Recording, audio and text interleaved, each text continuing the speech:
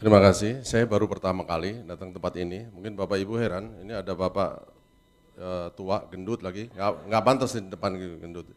Ya, kemudian nggak pakai jas lagi seperti Bapak tadi. Ya. Jadi kayaknya agak aneh di sini.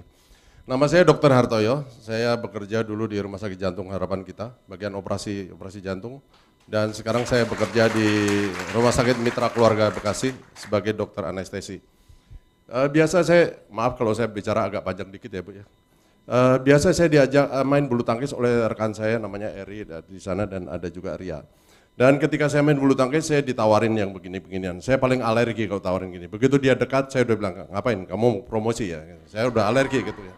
Akhirnya karena begitu gigih mereka itu ini, saya ingat pada suatu cerita bahwa ada seorang nenek-nenek yang hidup berdampingan dengan orang ateis. Tiap hari dia bersyukur, terima kasih Tuhan atas berkat-Mu. Sampai ateis itu tiap hari bersyukur terus, tiap hari terima kasih Tuhan atas berkat-Mu. Si ateis ini bilang, alah berkat itu bukan dari Tuhan. Dia jengkel sekali. Suatu hari nenek ini dia berkata, Tuhan saya nggak punya sayuran. Dan kedengaran oleh orang ateis beli sayuran taruh di depan pagar. Besoknya sayuran itu diambil, dia bersyukur lagi, terima kasih Tuhan atas berkat-Mu kau kirim sayuran. Ateis langsung teriak, itu gua yang beli, bukan Tuhan yang beli katanya. Lalu nenek itu langsung doa lagi, terima kasih Tuhan kau telah mengirim setan untuk beli sayuran dan dia yang membayar buat saya, kata gitu. Itu begitu gigihnya Eri itu sebegitu tuh, dia ngomong terus, dia datangin terus saya ini di Bekasi gitu. Sampai akhirnya saya bosan, ngapain sih kamu gini? Dok, soalnya kalau saya masuk ini dok, saya berangkat ke Thailand katanya. Ya sudah, saya beli supaya kamu berangkat ke Thailand. Jadi saya beli tidak untuk Smart Detox, full pack, saya beli full pack, supaya kamu berangkat Thailand.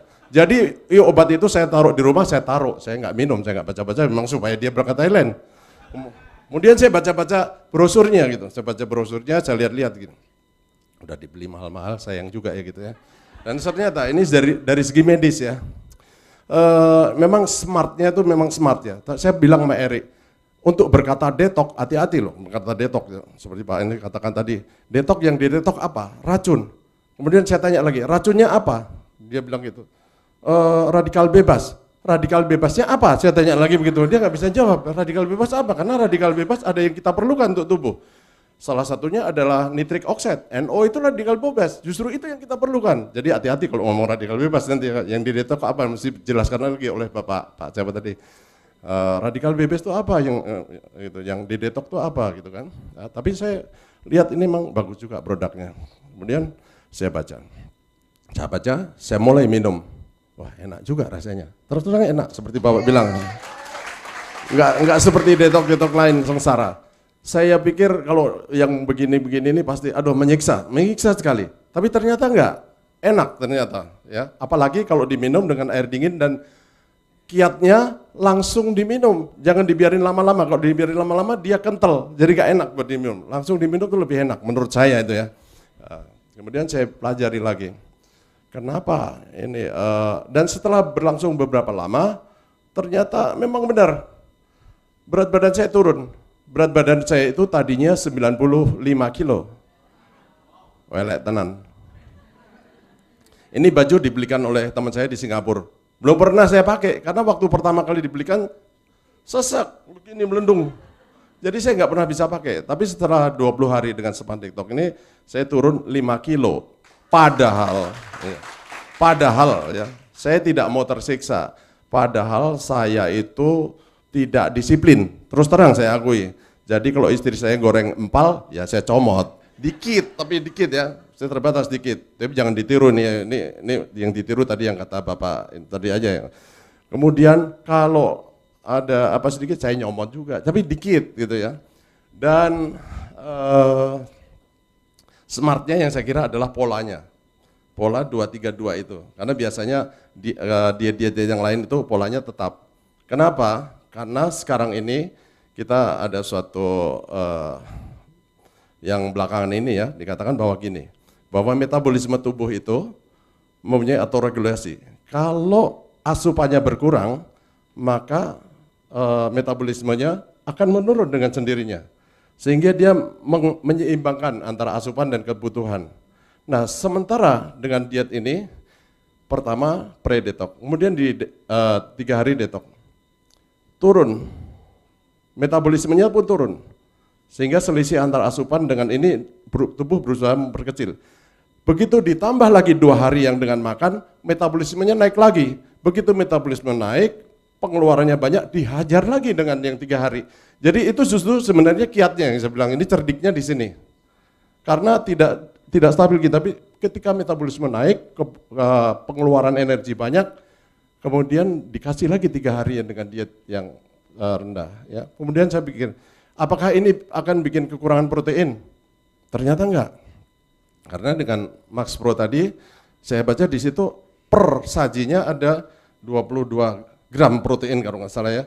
Total kalau 3 kali di dalam program yang 3 hari yang tidak makan, itu kita sudah mendapatkan protein kira-kira 66 gram. Kebutuhan kita at least 1,5 gram per hari. Dalam keadaan orang gagal ginjal pun sekarang protein harus dipenuhi dengan 1,5 gram per hari.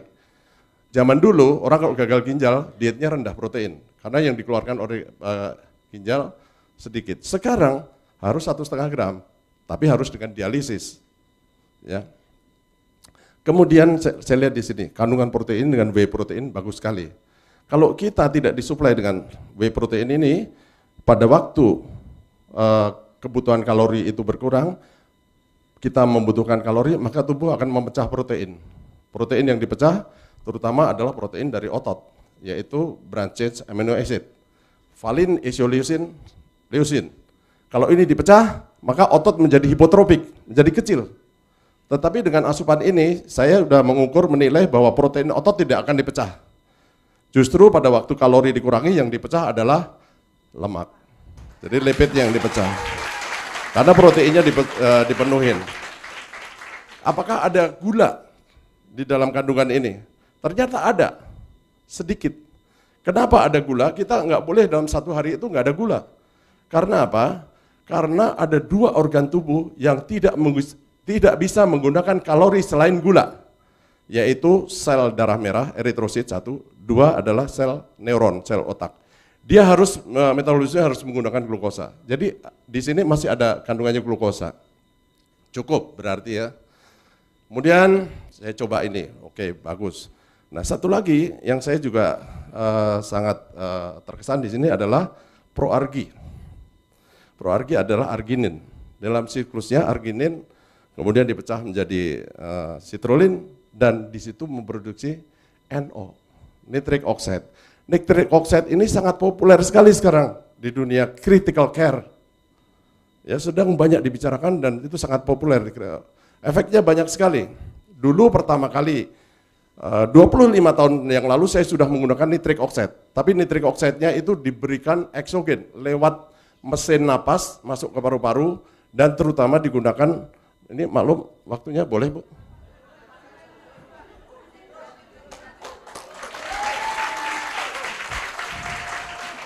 Dan waktu diberikan dengan alat ventilator atau mesin napas, digunakan pada bayi yang aspirasi mekonium, yang tersedak kotoran bayi yang keluar ke dalam ketuban yang hijau itu biasanya paru-paru tidak bisa berfungsi.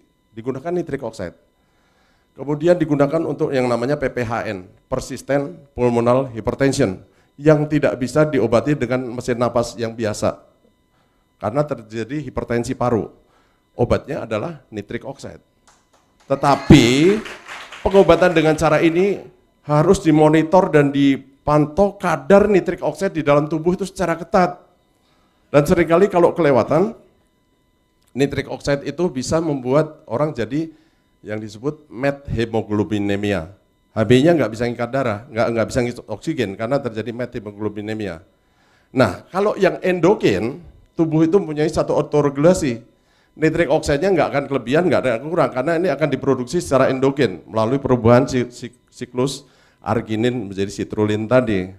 Dan efeknya bahwa ini akan membuat otot polos pembuluh darah itu menjadi rileks. Sehingga kalau yang ada plak, segala macam itu menjadi rileks, menjadi lebih longgar. Sebenarnya nitric oxide itu diproduksi oleh endotel pembuluh darah, lapisan dalam dari pembuluh darah. Nah ketika orang itu mengalami sklerosis, ada plak di dalam pembuluh darah, maka produksi ini sangat terganggu. Jadi orang yang mungkin hipertensi, kolesterolnya tinggi, apa itu dengan diberi itu nitric oxide saya kira banyak sekali gunanya.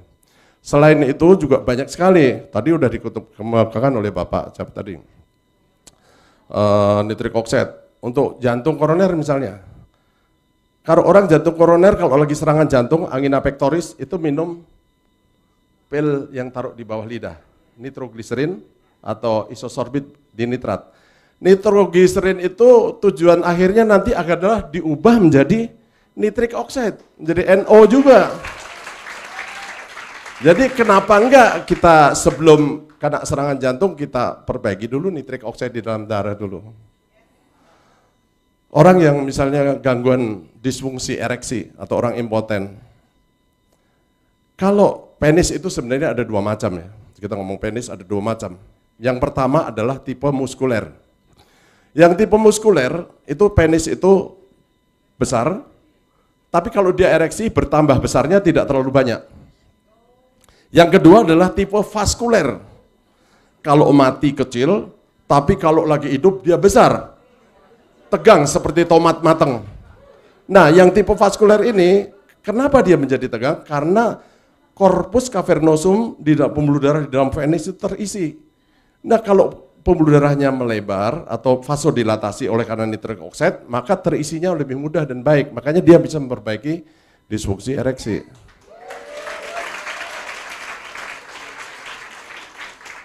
Untuk otak dan saraf, nitric oxide adalah suatu neurotransmitter. Dia adalah suatu pembawa sinyal pesan antara sel saraf yang satu dengan sel saraf yang lain, sehingga memudahkan hantaran saraf itu menjadi lebih baik. Masih banyak lagi saya kira fungsi-fungsi nitric oxide dalam metabolisme tubuh kita. Yang penting dalam tubuh kita itu ada suatu pengaturan keseimbangan, selalu balance gitu ya. Dan saya cuma pesankan saja kepada adik-adik yang sebagai seller atau sebagai ini, mungkin ini sedikit berguna dan hati-hati tadi dalam berbicara mengenai detox terutama ya, karena kalau yang dihadapi itu nanti masyarakat awam itu detox itu, tapi kalau nanti berhadapan dengan orang yang tahu detox itu apa, karena sebenarnya racun itu udah didetok oleh hati, kalau hatinya bagus ya, kalau hatinya kurang bagus ya nggak bisa mendetok, kalau hatinya bagus didetok oleh hati, melalui peristiwa konjugasi, deaminasi, kemudian setelah itu dikeluarkan melalui ginjal, kan selalu begitu. Ya, akhir kata bahwa saya 20 hari berat badan turun 5 kilo dari 95 menjadi 89,8, ya, jadi turun 5 kilo lebih, dan proses dalam ininya tidak sengsara, enak ya, jadi tidak sengsara dan enak, apalagi kalau saya disiplin pasti turun 10 kilo, karena saya tidak disiplin jadi turunnya cuma 5 kilo gitu aja. Ya, terima kasih untuk Bapak Ibu sekalian.